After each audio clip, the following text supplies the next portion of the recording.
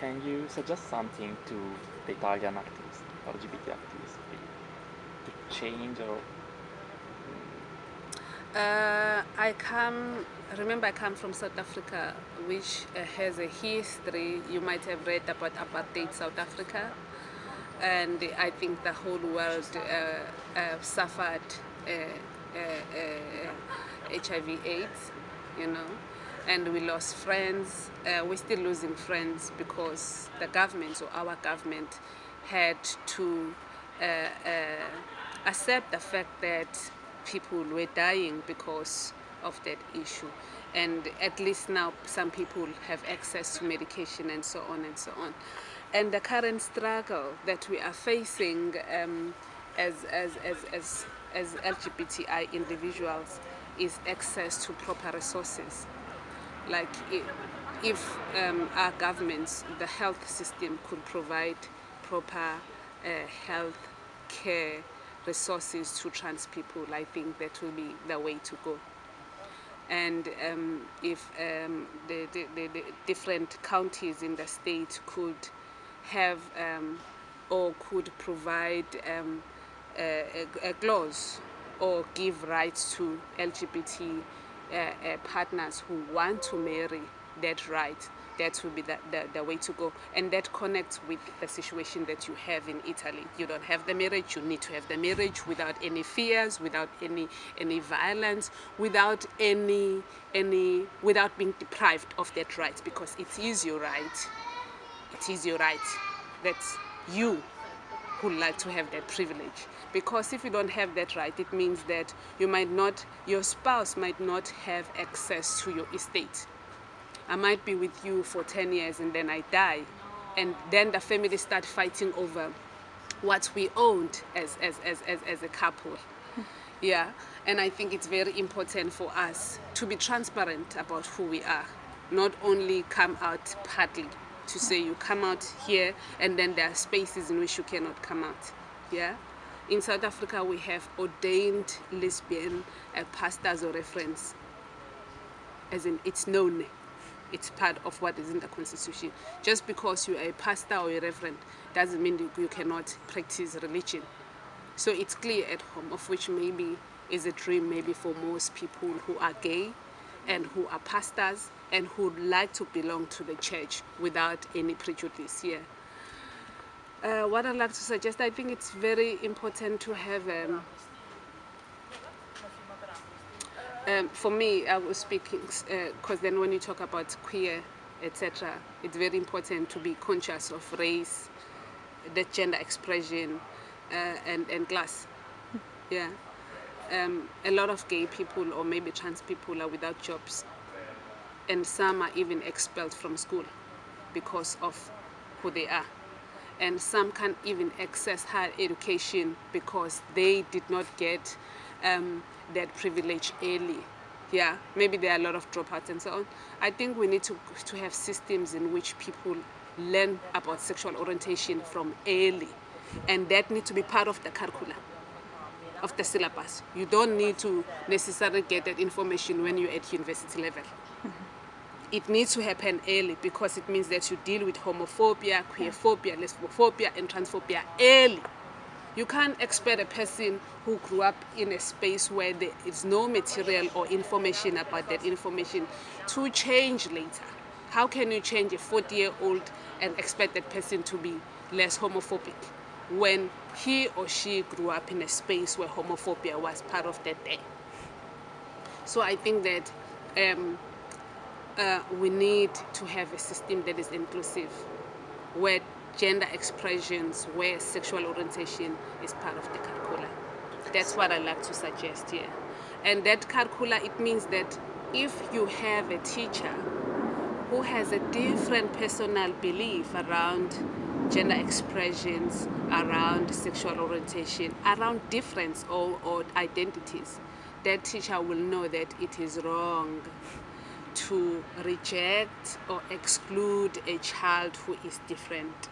It means that children who are queer at schools, primary schools, who are trans at primary schools, high schools, won't be bullied by the kids who are taught to be straight or who think or who are growing up in hetero spaces. It means that the healthcare workers will be able to have an understanding on how to treat a gay person or homosexual person or a trans person or a lesbian person. Do you understand? So it means that you start all these processes early, not at 5-2 or not when a person is older. You understand?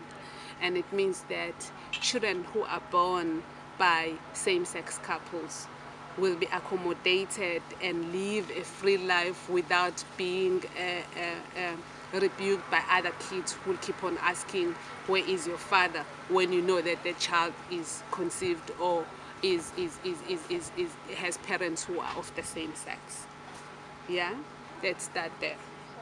Then if you introduce the system from early, the homophobic pastors will understand that there is nothing in the Bible that promotes hate, and there's no need for them to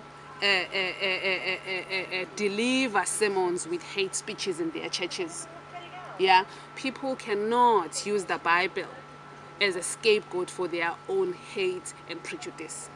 And there's nothing in the Bible, because we don't even know who wrote the Bible, and I think that it's at a time where we need to revise that Bible. Yeah, because then the wrong citations that people use from the Bible need to be reviewed and be critiqued in a manner that we're part of it without feeling undermined or without feeling small for being who we are. So we have a lot of job that still need to be done. I know that the Vatican is big or high mighty here, but we have work to do. And those education, those teachings, etc. Thank you, etc. You know, we need to change mindset. We need to change mindset from early. Okay, what do we need to do as queer community, or what I like to preach here in Italy? I like to see a lot of black queers. You work with immigrants. Yeah. Do they have a space to express themselves and be part of this film festival? Because I haven't seen many black people at this festival. And I think that we need to be conscious around racial issues. And if those people are far away from here, we need to bring them. Like as an organization, you need to bring them. If there's a need to provide resources to ensure that there's visibility, and also have their films as part of this film festival. Yeah, I could say I'm privileged to be here. I'm happy I'm part of this festival. But it would have made life much easier and even more exciting if I saw people like me who gained citizenship in Italy. Yeah, and in which they could share their experiences of what does it mean to be black, to be Italian, and be queer, and have had gained that right to be part and parcel of this community. Because not that people leave their African countries because they want to. They live under harsh circumstances, and when they are in Europe, they feel safer than when they are in Africa. Oh. Yeah. Thank you. I have another question, just the last one. So do you think photography can help us in our battle? I mean, how much do you think photography can help us, our community, I mean, all the world community, in our battle, and to make people understand homosexuality is something natural and is something between us, between all the people, all the persons? What I like most about photography is that it speaks the same language. It doesn't matter whether you speak Italian now, somebody speaks French, and I speak Zulu, and then we have English as bridge. It's the common language. Even if you see something that's lesbian or that look almost like lesbian, lesbiche, lesbico, you know that's me, you know that's you. Yeah. And then when you see a different image with someone different expression, it hit home, and that's where you feel connected without understanding the language. If you see two women kissing, you see two men kissing, you're like, wow, that's me. I like photography for its universality, and I like photography for its same language, regardless of the many languages. And I think we could be educated better with visuals, because sometimes text can be excluding, because then you have academic text that could be understood only by certain kind of individuals. And in order for you to have a full understanding of that text, you need to have reached a certain level. And sometimes it becomes difficult for an ordinary person to understand what's going on. So photography is the way to go, and I really believe in it. And I think that it lives longer and it's accessible beyond borders. And it will always be, I mean, it's as old as I don't know what. Yeah, and it doesn't matter what age, you know, it has no age limit. Yeah, that's the photo. And then also we learn from documentaries, even though the productions of documentaries, the productions of films are expensive. They're expensive. Photography is expensive. That's the disadvantage. Documentaries, documentary making is expensive.